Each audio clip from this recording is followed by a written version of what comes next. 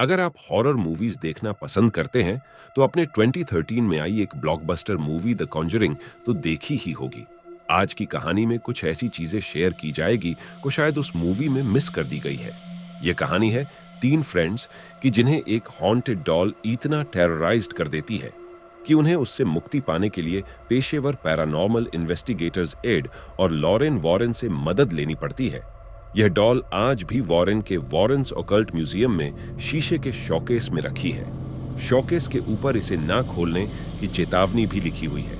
Add और Lauren Warren के अनुसार इस डॉल की शैतानी ताकतें अभी भी जिंदा है। यदि इसे अभिमंत्रित बॉक्स से बाहर निकाला तो ये फिर से सक्रिय हो जाएंगी।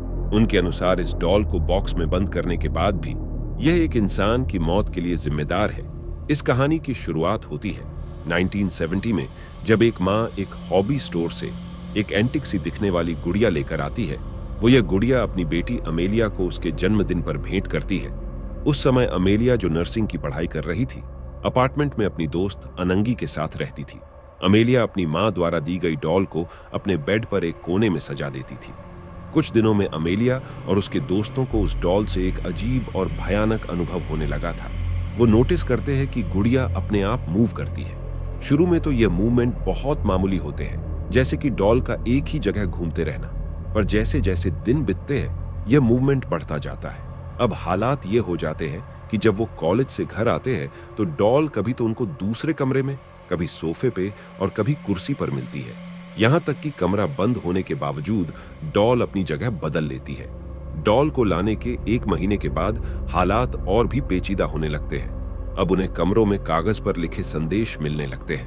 कागज पर हेल्प मी लिखा होता था तथा राइटिंग छोटे बच्चे की जैसी थी। उसमें भी आश्चर्य की बात यह थी कि मैसेज चमड़े के कागज पर लिखे होते थे, जो कि उस घर में थे। एक रात वो सब जब घर आते हैं तो उन्हें डॉल की पीठ और सीने पर खून की बूंदें नजर आती हैं।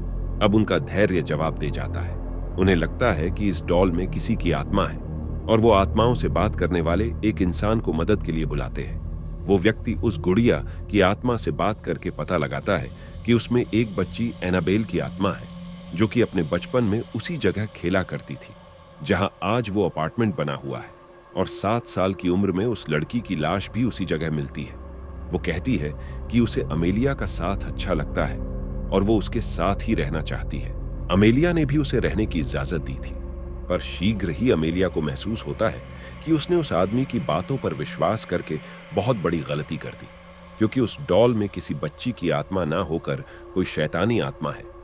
उस घर में उन दोनों के साथ लू भी रहता था, जो कि उस गुड़िया को शुरू से ही पसंद नहीं करता था। उसने अमेलिया को कई बार कहा था कि इस डॉल में बुरी आत्मा है, तुम्हें इसे फेंक देना चाहिए, पर अमेलिया उसकी बात पर ध्यान नहीं देती थी। बच्ची की आत्मा से बात करने के कुछ दिन बाद ही एक दिन सुबह उठकर लू ने बताया कि कल रात डॉल ने उसका गला दबाकर मारने की कोशिश की। अमेलिया को लगता है कि लू ने रात को कोई डरावना सपना देख लिया है, लेकिन उस दिन दोपहर को ऐसी घटना घटी थी जिससे सबके होश उड़ जाते हैं। होता यूं है कि दोपहर को लू और अनंगी बैठकर बातें कर रहे होते हैं। तभी उन्हें अमेलिया के कमरे से भयंकर चीखें सुनाई देती हैं, जबकि अमेलिया तो घर पर होती नहीं है।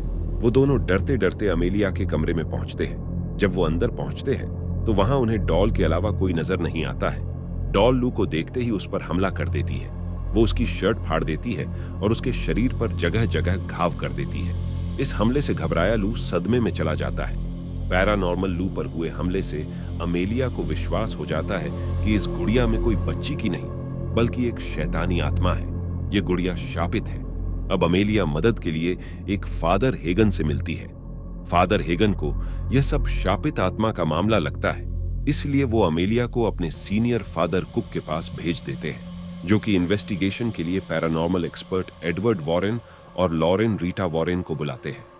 वॉरेन दंपति तीनों फ्रेंड्स से बात करके और 1 सप्ताह तक उस डॉल के व्यवहार का अध्ययन करने के बाद इस नतीजे पर पहुंचते हैं कि गुड़िया में वास्तव में कोई शैतानी आत्मा है, जो कि अमेलिया के शरीर में कब्जा करना चाहती है।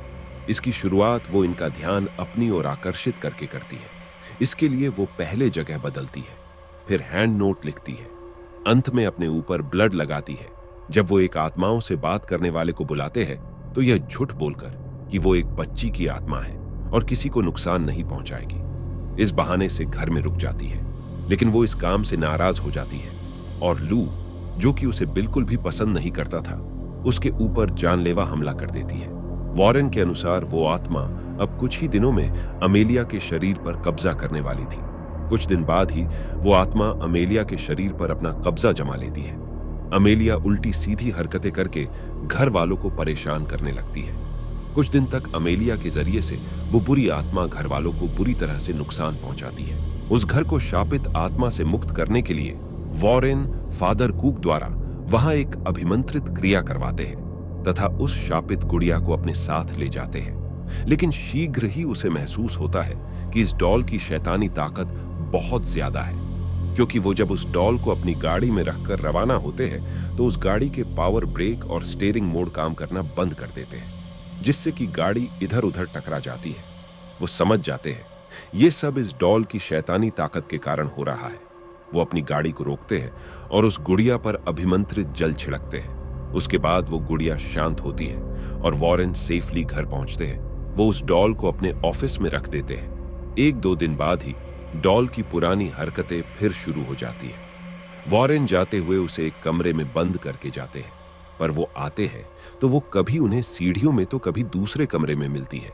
इसी बीच एक और घटना घटती है। एक बार फादर जैसन ब्रेंटफ्रेड वॉरेन से मिलने उनके ऑफिस आते हैं तो वो उस डॉल को उठा के कहते हैं कि ये सिर्फ एक डॉल है, ये किसी को कुछ नुकसान नहीं पहुंचा सकती है। लेकिन जब फादर वहां से लौटते हैं तो रास्ते में ही उनका मेजर एक्सीडेंट हो जाता है और वो घायल हो जाते हैं। इसके बाद वॉरेन एक अभिमंत्रित बॉक्स बनाकर डॉल को उसमें रखकर अपने म्यूजियम में रख देते हैं। उसमें रखने के बाद उस डॉल में फिर मूवमेंट नहीं दिखाई देता है। हालांकि वॉरेन इसके बाद भी उसे एक और मौत के लिए जिम्मेदार मानते हैं। वो बताते हैं कि एक बार एक नौजवान अपनी गर्लफ्रेंड के साथ म्यूजियम देखने आया था। उन्होंने जब उसे उस डॉल की कहानी सुनाई तो वो शोकेस के पास जाकर उस डॉल का मजाक बनाने लगा।